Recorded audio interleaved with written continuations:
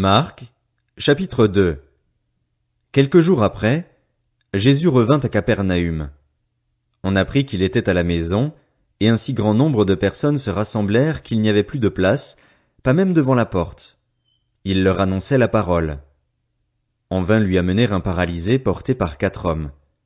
Comme ils ne pouvaient pas l'aborder à cause de la foule, ils découvrirent le toit au-dessus de l'endroit où il se tenait et descendirent par cette ouverture le brancard sur lequel le paralysé était couché.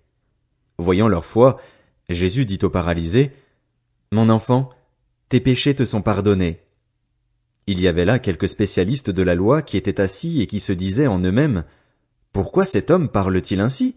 Il blasphème. Qui peut pardonner les péchés, si ce n'est Dieu seul? » Jésus sut aussitôt dans son esprit qu'ils raisonnaient ainsi en eux-mêmes, et il leur dit, « Pourquoi raisonnez-vous ainsi dans vos cœurs? Qu'est-ce qui est le plus facile à dire au paralysé? Tes péchés sont pardonnés, ou lève-toi, prends ton brancard et marche? Afin que vous sachiez que le Fils de l'homme a sur la terre le pouvoir de pardonner les péchés, je te l'ordonne, dit-il au paralysé, lève-toi, prends ton brancard et retourne chez toi.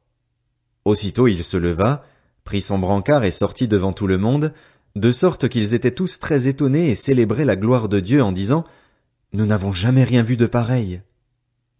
Jésus sortit de nouveau du côté du lac. Toute la foule venait à lui et il l'enseignait.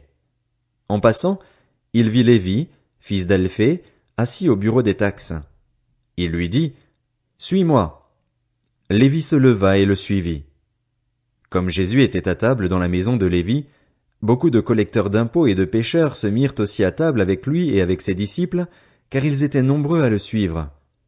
Le voyant manger avec les collecteurs d'impôts et les pécheurs, les spécialistes de la loi et les pharisiens dirent à ses disciples, « Pourquoi mange-t-il avec les collecteurs d'impôts et les pécheurs ?»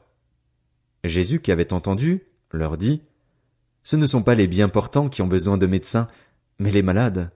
Je ne suis pas venu appeler des justes, mais des pécheurs, à changer d'attitude. » Les disciples de Jean et les pharisiens jeûnaient. Ils vinrent dire à Jésus, « Pourquoi les disciples de Jean et ceux des pharisiens jeûnent-ils, tandis que tes disciples ne jeûnent pas? » Jésus leur répondit, « Les invités à la noce peuvent-ils jeûner pendant que le marié est avec eux? Aussi longtemps que le marié est avec eux, ils ne peuvent pas jeûner.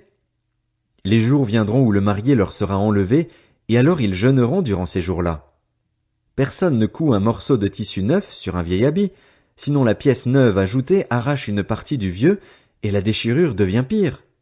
Et personne ne met du vin nouveau dans de vieilles outres, sinon les outres éclatent, le vin coule et les outres sont perdues. Mais il faut mettre le vin nouveau dans des outres neuves. » Un jour de sabbat, Jésus traversait des champs de blé. Tout en marchant, ses disciples se mirent à arracher des épis.